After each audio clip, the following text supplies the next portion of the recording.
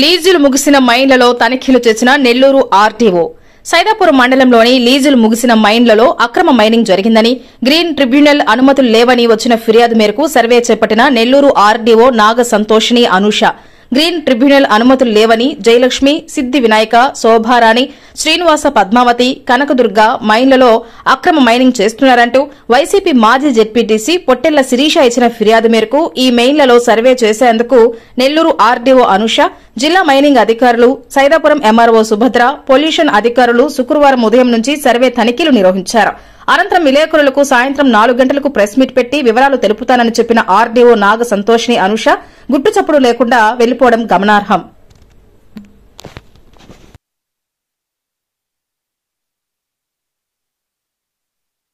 మా సైదాపురం మండలంలో 50 సంవత్సరాలు లీజు గడువు పూర్తి అయిపోయినటువంటి మైన్లన్నింటిలో కూడా వేమిరెడ్డి ప్రభాకర్ రెడ్డి గారు తన అనుచరుడు మా సైదాపురం మండలంలోని ఖనిజ సంపదని కొల్లగొడుతూ అక్రమ మైనింగ్ చేస్తున్నారు. మరీ ఘోరంగా బ్లాస్టింగ్ చేస్తూ మరీ ప్రకృతి సంపదను కొల్లగొడుతున్నారని, ప్రకృతిని నాశనం చేస్తున్నారని, ప్రకృతిని కాపాడమని మేము నేషనల్ గ్రీన్ ట్రిబ్యునల్ని ఆశ్రయించడం జరిగింది.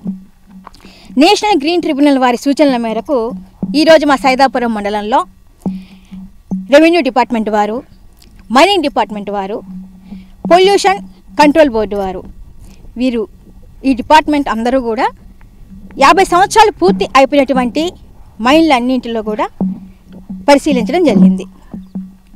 అసలు ఈ మైన్లన్నింటికి కూడా 50 సంవత్సరాలు పూర్తి అయిపోయింది. ఎన్విరాన్మెంటల్ క్లియరెన్స్ లేదు, ఐబీఎం మైనింగ్ ప్లాన్ కూడా లేదు. అసలు ఈ 5 మైన్లలో కలిపి దాదాపుగా 200 కోట్ల రూపాయల ఫైన్ కూడా ఈ మైన్ల మీద ఉంది. అంతేకాకుండా డిమాండ్ నోటీసులు కూడా వీటికి ఇచ్చున్నారు. కానీ అయినప్పటికీ కూడా 50 సంవత్సరాలు పూర్తి అయిపోయిన మైన్లలో ఈ వేమిరెడ్డి ప్రభాకర్ రెడ్డి గారు తన అనుచరుడు అక్రమంగా మైనింగ్ చేస్తూ వేల కోట్ల రూపాయలని దోచేస్తున్నారు. ఐబీఎం రూల్ ప్రకారం 50 సంవత్సరాలు పూర్తి అయిపోయినటువంటి మైన్లని ప్రభుత్వం స్వాధీనం చేసుకోవాలి. ఎంఎండిఆర్ చట్టం 1957 ప్రకారం 50 సంవత్సరాలు పూర్తి అయిపోయిన మైన్లలో ఎటువంటి మైనింగ్ కూడా జరగకూడదు. అత్యంత ముఖ్యంగా ఎన్విరాన్మెంటల్ క్లియరెన్స్ లేకుండా ఎటువంటి మైనింగ్ జరగకూడదని, చేయకూడదని 2017లోనే సుప్రీంకోర్టు ఆర్డర్ కూడా ఉంది. అయినా సరే ఎటువంటి రూల్స్ని పాటించకుండా ఈ దోపిడీ దొంగలు మా సైదాపురం మండలంలోని ఖనిజ సంపదని కొల్లగొడుతున్నారు. మొన్న ఒక ఆయన ప్రెస్ మీట్ పెట్టి మేము మైనింగ్ మీద విచారణ జరిపిస్తామని మాట్లాడడం జరిగింది. జరిపించండి, ఈ 5 మైన్లలో ఖచ్చితంగా విచారణ జరిపించండి.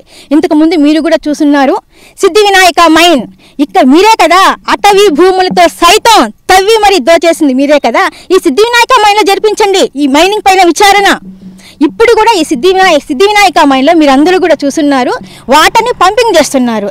50 సంవత్సరాలు పూర్తి అయిపోయినటువంటి మైన్లలో పంపింగ్ చేయాల్సిన అవసరం ఏముంది? వీరికి అక్రమ మైనింగ్ చేసే ఉద్దేశం లేనప్పుడు అక్కడ వాటర్ పంపింగ్ ఎందుకు జరుగుతున్నట్టు? మీరు మీడియా ముందు ఉత్తర కుమారుడి ప్రగల్భాలు పలకడం కాదు, మీకు చిత్తశుద్ధి ఉంటే ఈ సిద్ది వినాయక మైన్ మీద విచారణ జరిపించండి. వీరు మేము ఫ్యాక్టరీ కడతామని అరచేతులు వైకుంఠాన్ని చూపిస్తూ వీళ్ళు మాత్రం మా సైదాపురం మండలంలోని క్వాడ్జు మొత్తాన్ని చైనాకి అమ్మేసుకొని వేల కోట్ల రూపాయలని సంపాదించుకుంటున్నారు. ఇవన్నీ తెలిసి కూడా మైనింగ్ వ్యవస్థ నిమ్మకు నీరెత్తినట్లుగా ఉంది అంటే ఈ జిల్లాలో మైనింగ్ వ్యవస్థ ఉందా లేదా అన్న అనుమానం కలుగుతుంది.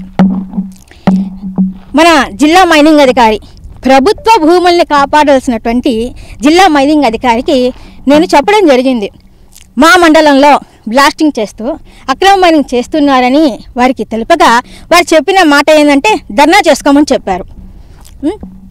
మరొక ముఖ్యమైన విషయం, ఇప్పుడు మనం చూస్తూనే ఉన్నాం పద్మావతి మైన్. ఈ పద్మావతి మైన్ కూడా 50 సంవత్సరాలు పూర్తయిపోయింది. ఈ పద్మావతి మైన్కి ఇప్పుడు ఉన్న జిల్లా మైనింగ్ అధికారే ఒకప్పుడు ఒకప్పుడు ఏడీగా ఉన్నప్పుడు ఈ పద్మావతి మైన్లోనే 38,000 టన్నుల స్టాక్ పాయింట్ మెటీరియల్ ఉందని నిర్ధారించారు. ఆ తర్వాత డీడీ హోదాలో ఇదే పద్మావతి మైన్లో మరలా సర్వే చేసి 1,25,000 టన్నుల స్టాక్ పాయింట్లో మెటీరియల్ ఉందని నిర్ధారించారు. ఒకే అధికారి ఏడీగా ఉన్నప్పుడు ఒక రిపోర్టు, డీడీగా ఉన్నప్పుడు ఒక రిపోర్టు. మైన్లన్నీ క్లోజ్ చేస్తున్నప్పుడు స్టాక్ పాయింట్లో ఉన్న మెటీరియల్ 38,000 టన్నుల నుంచి ఒక్కసారిగా 1,25,000 టన్నులకి ఏ విధంగా పెరిగిపోతుంది. దీన్ని బట్టి ఈ జిల్లాలో మైనింగ్ వ్యవస్థ ఏ స్థితిలో ఉంది, ఏ విధంగా పనిచేస్తుందో మనందరం అర్థం చేసుకోవచ్చు. మాకు ఏదైతేనేమి మేమైతే నేషనల్ గ్రీన్ ట్రిబ్యునల్ వారిని పూర్తిగా నమ్ముతున్నాం. ఖచ్చితంగా మా సైదాపురం మండలంలోని ఖనిజ సంపదని కాపాడుకుంటాం, ప్రకృతిని కూడా కాపాడుకుంటామని మాకు నమ్మకం ఉంది.